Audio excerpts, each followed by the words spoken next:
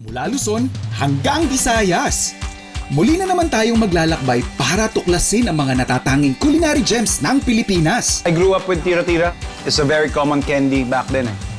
I-dip daw natin yung ating puto maya sa sikwate. Wow. Sa plate pa lang na to, parang nakuha niya na kagad na makondisyon yung utak mo na they are trying to give you a farm-to-table experience eh. Beef stroganoff is one of those intimidating dishes. Pero sa totoo lang, napakadali lang gawin ito. Gagawa tayo ng rice pancake with lambanog tanglad syrup. Samahan na rin natin si Pepita Curtis na sariwain ang tradisyon ng paggawa ng kape sa Amadeo. Pag ano, pwede ko pala sumayaw-sayaw dito. Yes po. Kapeng gayuma po. Baka mamaya, mainlove ako sa'yo, ha? I love you. I love you more po. Effective ang gayuma.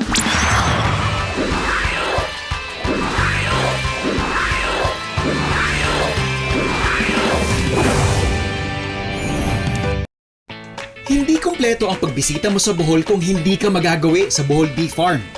Taglay nito ang luxurious amenities na patok sa mga mahilig mag-staycation. At farm-to-table dishes para sa mga ultimate foodies. Pero alam nyo ba na ang successful resort na ito, pangarap lang ng isang Pinay OFW na nagbalik bansa para sumugal sa kanyang dream business. So I work in Hawaii. That was in 1993 to 1995. Melanie was 12, Abdul was 10. Okay. Yeah, so I worked there for almost 3 years with 3 jobs. What made me decide to come back? I got this property in actually it was pawned in 1994. 1995, I got it for 50,000, 1.2 hectares. So as I was drinking my coffee, you know, this is on weekdays. I said, is this going to be my life? So I told my mother, Nay, I want to go home. The farm that you have here is on top of a rocky... It's rock. It's just There's rock. really no way that you can grow anything on top of this. You have to do potting. Kaya You po do- siguro ganito yung ginawa ninyo. Yeah. When you do organic farming, it's zero burning. There was no business plan. I just want to change lifestyle. And then I started gardening. Pesto spread, alam ko na yan. Dito tayo sa... This is butter-based, ma'am? Yeah. Okay. Cheers. So yung ating tira-tira. Our generation is very familiar with the term tira-tira because it's a very common candy back then eh.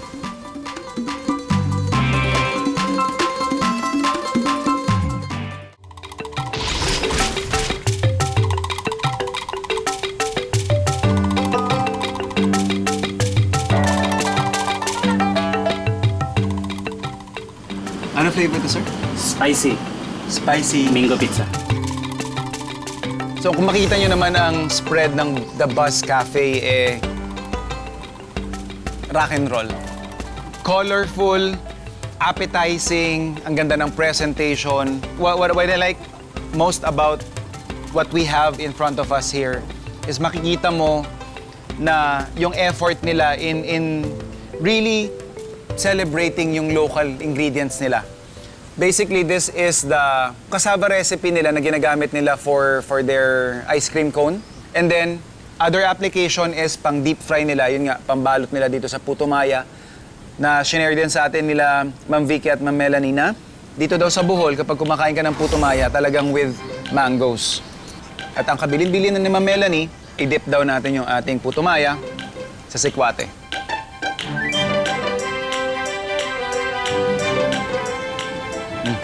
Wow. Okay. Grabe. Yung pait, yung fruity notes from the sikwate, nag-fiesta kasama nung timpla nung ginger natin sa loob ng puto maya. Tapos yung burst of sweetness from the mango, perfect. So we have here our fresh cassava lumpia, and yung ating garden salad. We have yung ating peanut butter dip and yung ating honey mustard for the salad. Again, another application doon sa kanilang pinoproseso dito. Cassava wrapper. Again, the one they're using for their ice cream cones, yung para sa ating puto maya. Ibang technique naman yung ginagamit nila dito wherein parang rice paper yung application nila na dinidip sa warm water.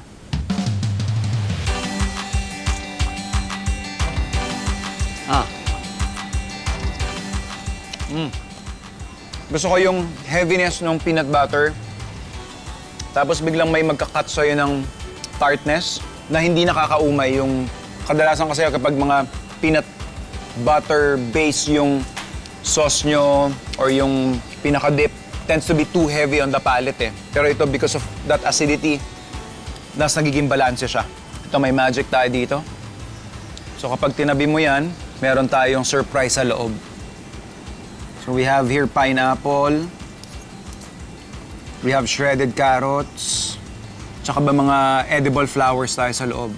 Sa plate pa lang na to, parang nakuha niya na kagad na makondisyon yung utak mo na they are trying to give you a farm-to-table experience eh. Very well-balanced yung kanilang honey mustard, yung sweetness at saka yung medyo angas from the mustard. Kuhang-kuha yung tamang balanse. So meron tayo ditong kinampay at kamote. Sa amin sa Tagalog, tawag namin dito latik Bisaya. Ito kasi yung gata na may asukal, na ginawang parang caramel. Yung texture ng kinampay natin, damang-dama mo sa bibig mo yung ganyang, yung parang hibla-hibla na yan. Pinaka-grain nung kinampay, para siyang naglalaro doon sa bibig mo. Pag ako yung gumagawa ng latik na gantong version, more on matamis kasi yung nangyayari. Ito kasi more on the parang coconut jam na yung naging kinalabasan. So, for me parang this works better, lalong-lalo na sa gantong dish. So ito naman, sa mga pinagmamalaki rin nila dito sa The Bus Cafe, yung kanilang spicy mango pizza. Sila rin mismo yung gumagawa ng kanilang hot sauce dito. Honeyed hot sauce. Okay. I love the dough. Mapapansin mo dun sa dough nila, different starches, basically, yung nandito. So may cassava daw ito. Kasi pagkagat mo, you'd notice yung bite na meron siya. It gives you a different texture doon sa pizza experience mo kasi that's not your usual experience eh, or hindi yung madalas mong natitikman.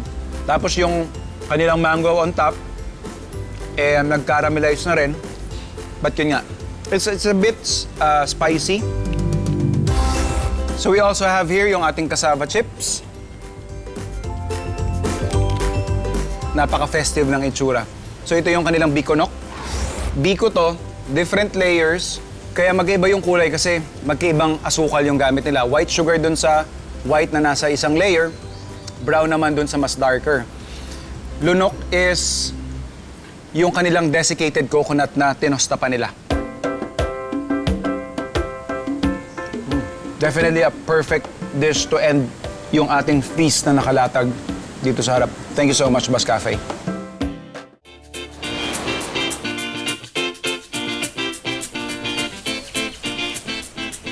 Dito po sa Amadeo Artisano Coffee Farm, hindi lang po kami basta coffee shop na nag-o-offer ng mga karaniwang kape.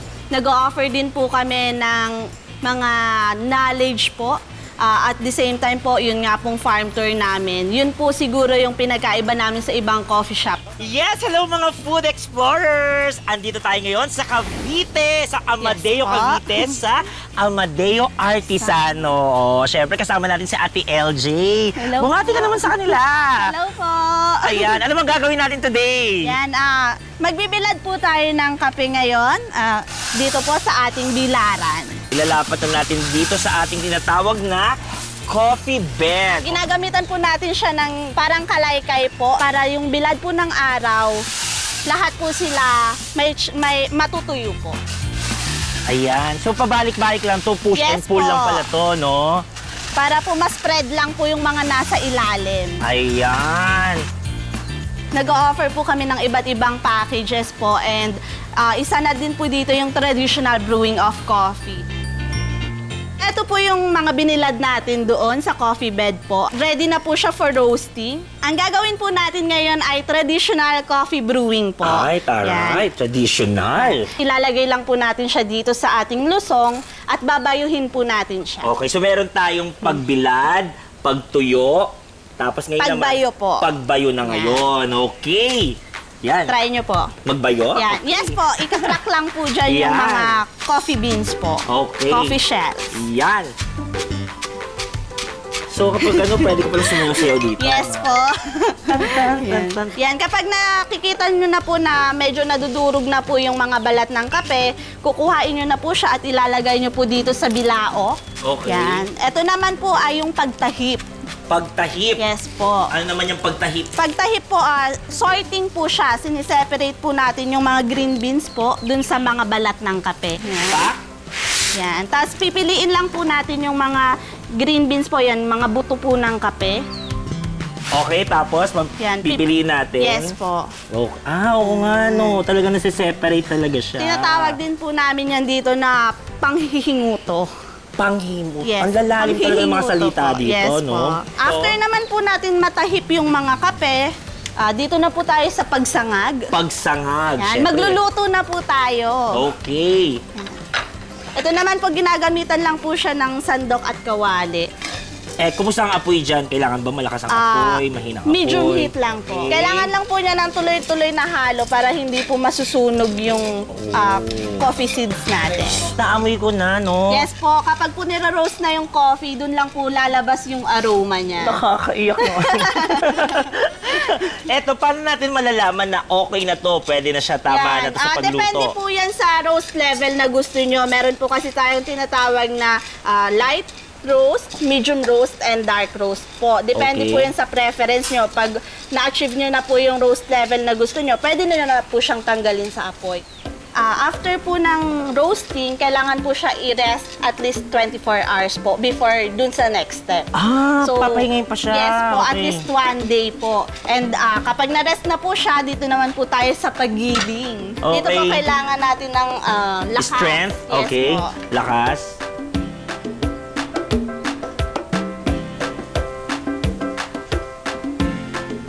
Yan. And kung napansin nyo po, medyo malalaki pa po yung butil na lumalabas po dun sa ating grinder po. And kapag gusto po natin, mas pino pa po yung labas niya, uulit-ulitin lang po natin at least 10 times. Okay. Uulit-ulitin na. Opo.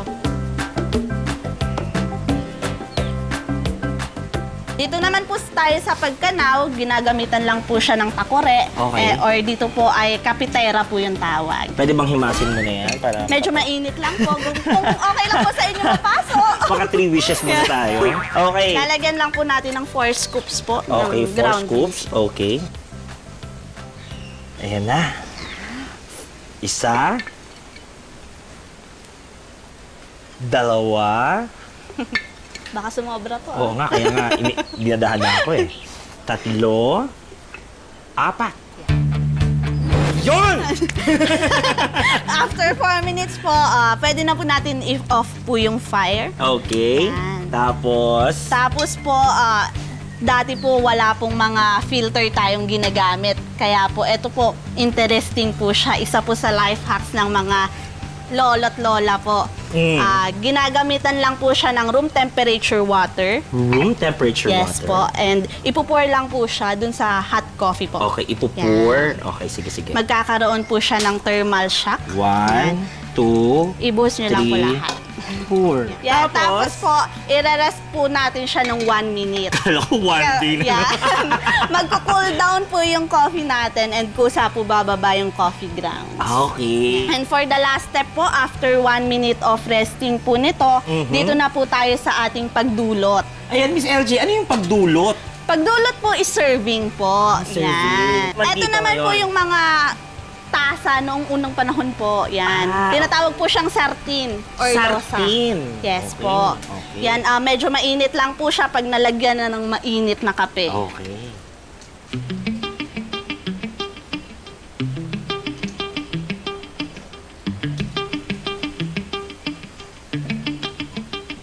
Okay, madam. Hello po. Mainit lang Mainit lang. po yan. Masarap po yan, partneran, ng ating banana bread. Yes, Ito po ang aming pinagmamalaking banana bread na lasang saging. Oh, di ba? Kasi magtaka kayo kung lasa nito ay apple.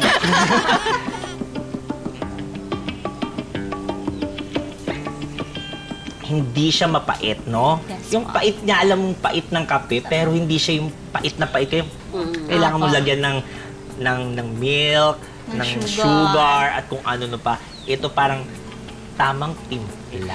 Itong paggawa ng coffee, hindi lang basta ilagay mo lang, itimpla mo, yan na, coffee na. Grabe yung paghihintay, grabe yung igugugol nilang oras, igugugol nilang lakas. Iko-consider din nila yung weather para sa mga coffee beans. Cheers! Good job, Pipita! At bilang reward, pwede ka pang kumain at magkape ng mas marami.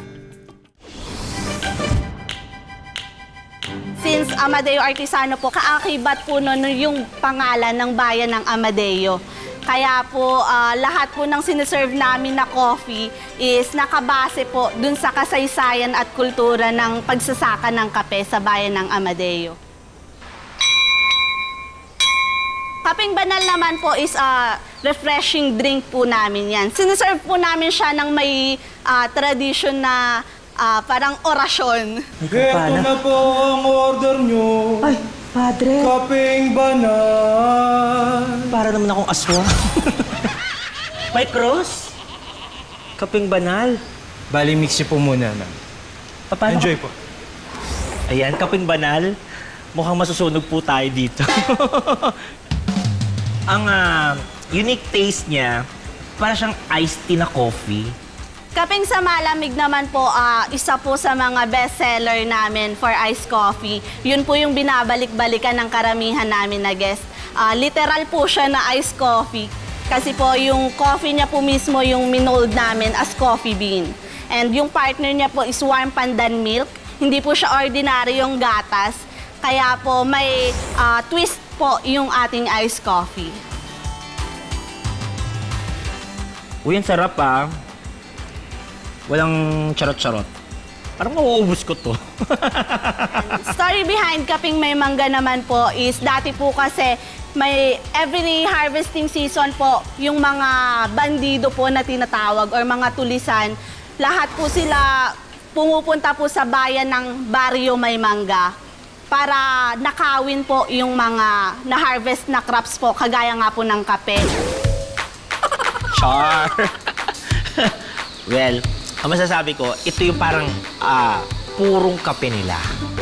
Itong kapeng may mangga. Ito yung walang arte. Kaping gayuma naman po, dito po kasi nung unang panahon sa bayan ng Amadeo, uso po yung mga gayuma na kapag may gusto kang ligawan or gusto kang mapangasawa, yun po yung parang way po para makuha mo yung gusto mo. Ma'am, kapeng gayuma po. Ha? Kapeng gayuma? Oh, may puso. And here's your gayuma for today. So, pwede niyo pong tikman muna yung coffee as is, and then yung gayuma, sunod po. And best partner po ng kapeng gayuma namin, ang bibingkang galapog. Lasang bitter na bitter sa pagmamahal. Parang binasted, ganon. Parang pinagpalit sa iba. Pero mahal na mahal pa rin niya yung jowa niya. Ito ang solusyon. Gayumahin natin ang kape. Kuya, totoo bang gayuma to? Baka mamaya, mainlove ako sa'yo, ha?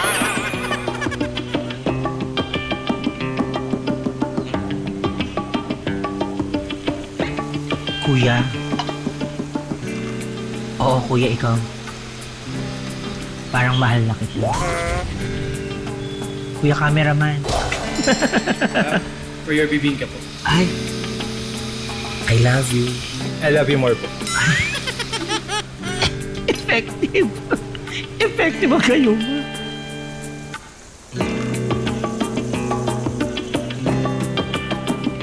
Para sa akin, Amadeo Artisano is one of the best places na dapat puntahan nyo pag nandito kayo sa Amadeo, Cavite.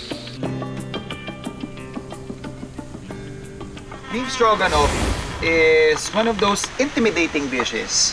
Pero sa totoo lang, Napakadali lang gawin ito. Papakita ko sa inyo paano. So I have here mushrooms. So yung ating beef. Lagyan lang natin or i-dust lang natin ng flour. Basically what it does is nagbibigay lang to ng added layer para mas maging crispy yung ating tenderloin cuts. Season na rin natin to ng salt and pepper. And then fry natin siya by batch. Since we are using beef tenderloin, ang mangyayari kasi dito, lalong-lalo na pag gumagamit lang tayo ng stove sa bahay, is hindi makakayanan ng ating pangbahay na stove yung load pag ginawa natin isang batch lang yung prito doon sa ating beef. So, para makuha ko yung texture na gusto ko, gagawin ko, isi-sear ko siya ng by batch. So, kapag na-sear na to, set aside lang natin. Using the same pan, lagyan lang natin to ng mantikilya, saka natin i-saute yung ating mushrooms and onions.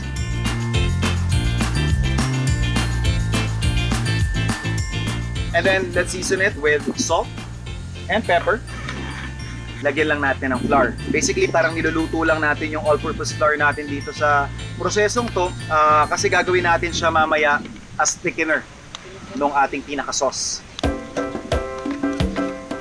So once na naluto na natin yung ating harina, lagay na natin yung ating beef stock. So since nag-thicken na yung ating pinaka-base, this is actually the perfect time para ilagay na yung ating sour cream. Now kung hindi naman ninyo trip na medyo may tartness, may konting asim yung sauce nyo, you can definitely substitute with an all-purpose cream. Pwede na nating ibalik yung ating beef and then lulutuin lang natin to for just additional 1 minute.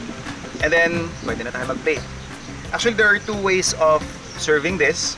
One is, you can toss it together with the pasta or, yung gagawin ko, itatap ko lang siya.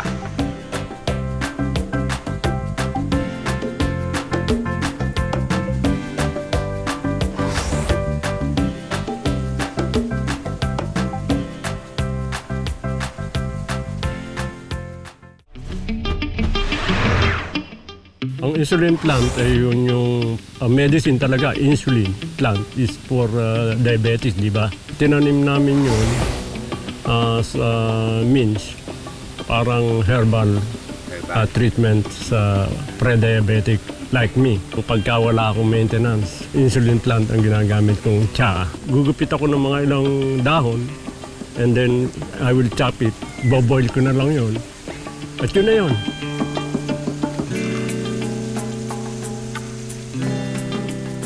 So, ito ang stem ng insulin plant.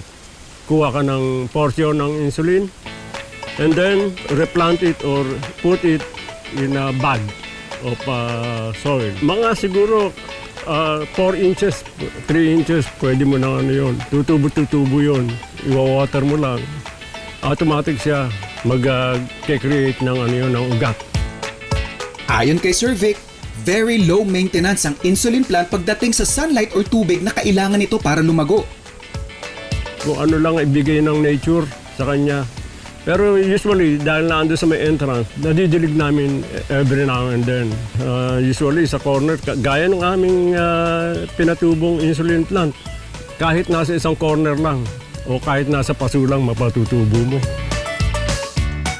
Kadalasan kapag gagawa tayo ng pancakes, all-purpose flour yung gamit natin. Pero alam nyo ba? Pwede kang gumamit ng rice flour. Gagawa tayo ng rice pancake with lambanog tanglad syrup. Bago natin prepare yung ating pancake components, yung syrup muna yung unahin natin para mamaya, by the time na maluto na lahat, malamig na yung syrup natin at pwede na nating i-drizzle. So we have our tanglad. O ilagay lang natin dun sa ating pot na may tubig, basically infusing it. And isa sa mga produkto nila dito sa farm, yung kanilang lambanog, few tablespoons. And then habang ini-infuse natin yan, let's prepare yung pancake components natin. So in a bowl, kailangan lang natin mag-separate ng 3 egg yolks at 6 na egg whites. So scoop lang natin yan and lipat natin.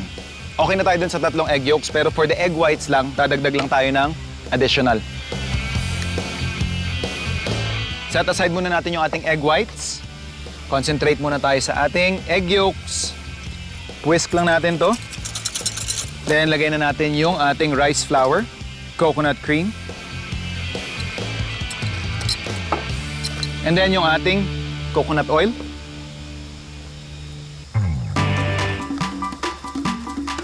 Set aside natin yung ating pancake mixture. Ngayon, doon naman sa ating nirang. And i-beat na natin yung ating egg whites. Ito yung isa sa importanteng components kung bakit magkakaroon ka ng fluffy.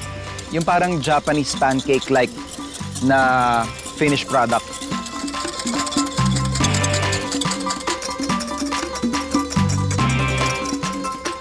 So, lagay lang tayo ng mantikilya. Sa gantong procedure, sa gantong recipe, ayaw mo nang masyadong mainit yung pan mo. Ang tendency kasi kapag mainit masyado, masusunog yung ilalim, hindi magkakaroon ng pagkakataon na tumaas yung vapor or yung steam sa loob ng pancake mo para maging fluffy ito.